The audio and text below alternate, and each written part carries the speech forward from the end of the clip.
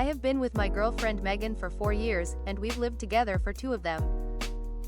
We live in a house I inherited from my grandmother. Megan quit her job a while ago to pursue her master's degree full-time since her bachelor's wasn't opening any doors. I've been supporting her financially and emotionally while she's been in school. To be clear, I never resented that. I wanted to support her goals and was proud she was pushing forward in life. Her program is intense, and she's even taking summer courses. I work full-time and also take care of the house, which means some things slip through the cracks. I cook, clean, and try to keep things in decent shape. It's not perfect, but I genuinely don't think it's bad. I'd comfortably have friends over without worrying about the place looking or smelling off. I'm not an amazing chef, but I know my way around the kitchen, but yeah, they're mostly basic dinners. The past couple of months have been hard. Megan's stress levels have been through the roof and tensions between us have grown. She's been unhappy with how I clean or cook, saying I don't meet her standards. I get that she's overwhelmed, but I felt like nothing I did was ever enough. I still tried to be patient and supportive, but things hit a boiling point and we had a big argument. Megan broke up with me. It hurt, but I honestly think it was for the best. We were clearly not making each other happy anymore, so what was the point anymore?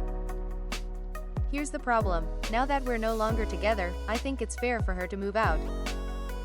She doesn't agree. She says she has nowhere else to go and that if she's forced to leave, she'll have to drop out of her program. Her mom and stepdad live the RV life, and she doesn't have friends who can take her in. She did receive a decent amount of money from her own grandmother when she passed, but she used most of it to cover her tuition.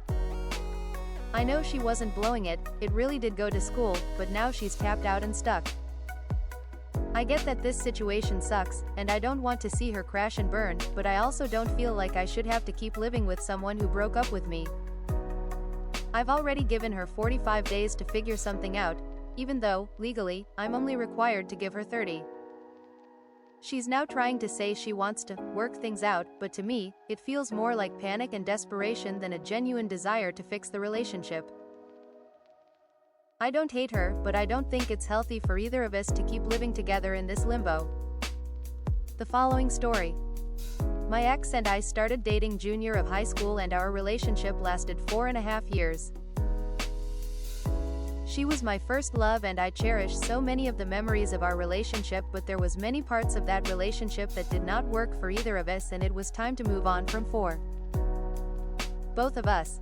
She was the one that broke up with me, and as much as I recognized that there were issues in our relationship, she was very much the one to make the decision to end the relationship.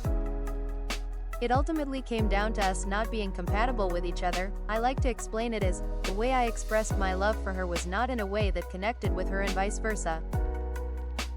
It was just over 9 months ago that we broke up and it was very difficult for me. I chose to start going to therapy again and to start taking medication to help with my anxiety. I put a lot of effort into working on myself and learning what I really wanted in a partner so that when I was ready I would know what I needed to look for. I had fully planned to wait until I graduated from college before I started dating again, but 2 months ago I started hanging out with a group that I had been friends with for a while in college but hadn't spent a ton of time with. One of the people in this group is a girl that I had known since I was a freshman. We had lived in the same dorm hall, but had not spent a ton of time with. We got to know each other a bit through hanging out in a group, but we soon found that we had a lot in common and I asked her out on a date.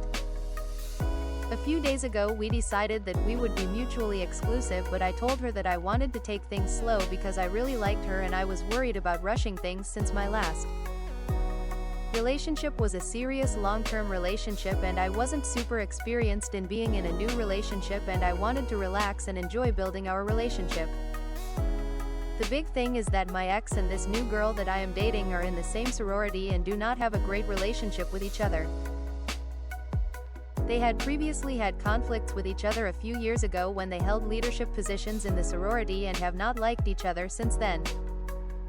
As my ex has learned of our relationship through us being seen together in person and on social media, she has started to do things that I feel are directed at upsetting me or at the very least trying to show her displeasure toward my new relationship.